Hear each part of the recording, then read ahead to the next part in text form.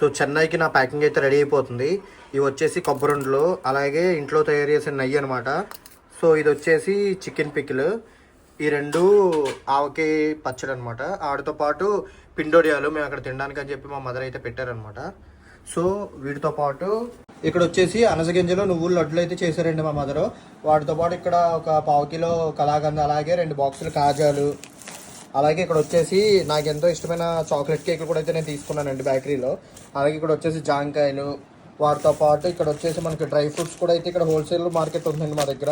So అక్కడైతే మా mother తీసుకున్నారు, ఎందుకంటే చెన్నైలో నేను వాళ్ళు కొనుక్కోమని చెప్పి నేను కొనుక్కోను. ఇంకా వాటితో పాటు టవల్లో, కొత్త బెడ్షీట్ ఇవన్నీ అయితే కొని పంపిస్తున్నారు. వాటితో పాటు మనకి ఇక్కడ వీట్ ఉప్మా అంటారు కదండి, ఎర్రనోక ఉప్మా అంటారు మేమైతే, ఇవి కూడా అయితే 2 ప్యాకెట్లు అయితే పెడుతున్నారు. వాటితో పాటు పీనట్ బటర్ అయితే ఇంట్లో ఉందండి, సో ఇది కూడా నేను తీసుకెళ్ళిపోతున్నాను. సో ఇంకోటి ఏంటంటే ఇవి వచ్చేసి తాలింపు సరుకులు అండి. మనకి చెన్నైలో తాలింపు సరుకులు ఇలా మిక్స్ చేసి అమ్మరు.